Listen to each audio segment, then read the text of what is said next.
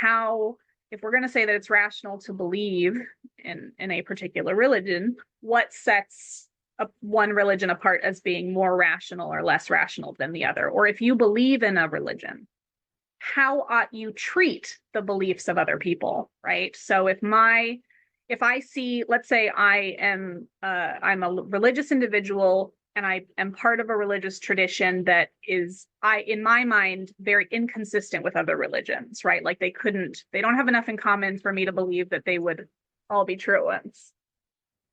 My cat getting into something, right? So they couldn't all be true at once is my approach, right? So then how am I to view other people who believe differently than me, right? Am I to believe that they are irrational, right? I can't believe that they're as rational as I am, right? That would be irrational for me to believe because I believe that my beliefs are more true than theirs. So I can't think we're equally right. So there are all these sorts of weird questions about how we not only have to think of our own belief system and judge our reasons for that, but then also how to view others and view these other competing ideas, right? And so on my website, I created an infographic, since that is my current way of delivering educational lessons in the TikTok era.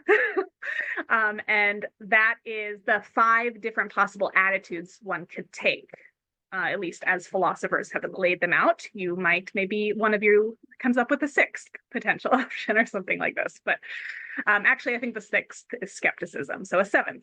But there are many different possible attitudes that one could take, right? So I'll let you explore that on your own. But that's an excellent question that you bring up, James, right? How ought we treat the fact that there are different religions? Now, I do want to say that even though my example had as a hypothetical that, I thought that whatever my religious beliefs were, they weren't consistent with other religious beliefs. That is not a necessary view, right? So some of the more popular views or ways of dealing with religious diversity involve seeing them as having a lot in common, right? And this is why I'm having you kind of get a crash course in Eastern philosophies and religions this week, is because they do have a lot of things in common. A lot of them were developed with the same sorts of goals in mind, trying to achieve peace and harmony here and now, right? Which is very different from the Western religions we're familiar with, which have more of a focus on the afterlife, right? And so looking at those similarities, comparing, contrasting, you might think, well, maybe all of the religions are partially true, right? Or maybe you think all of the religions are all true. That's a possibility, right? So there are lots of different possibilities out there. Again, belief is not this black or white sort of thing. I think one of the most common misconceptions in society, and this is what causes a lot of people to fight and argue unnecessarily, is that we act as if you have to be for or right against something, right? There's only 2 options, right? We live in this binary, okay?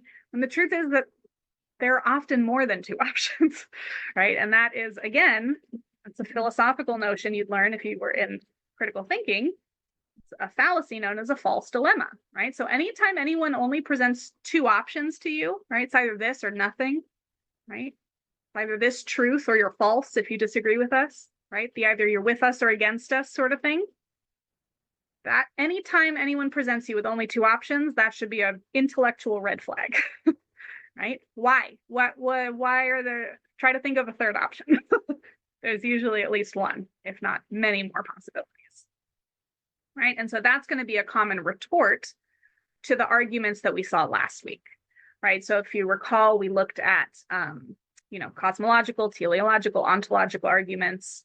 We looked at some pragmatic informed epistemology arguments, and the earlier arguments, right, who were trying to argue that God existed, tended to make that I'm getting all my T's mixed up, that theist jump, right, the monotheist jump in particular, right, and this we understand to be God. But a common retort from skeptics is, well, why does it have to be God? And why does it have to be one God? And why does it have to be your God?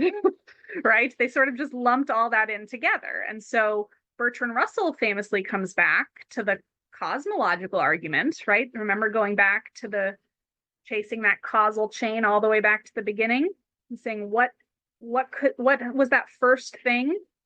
Russell just says, couldn't it just be the universe? Couldn't the universe have been needed to create itself or something? Why does it have to be a god as the necessary being, right? Why do we have to anthropomorphize that necessary being, right? And to the teleological argument, right, or if you recall the watch and the watchmaker, right, an argument by analogy, if we can observe purpose in the creation, we can infer intelligence in the creator. Well, if you look at some skeptics like David Hume, yes, there are a lot of things that work very nicely in the universe, but there's also a lot of chaos and things that don't make sense and things that are random and evils, right? And so why not attribute all of those aspects to the creator as well? Why are you only attributing the intelligence and the goodness and the order and the meaning and the perfection to God, the creator?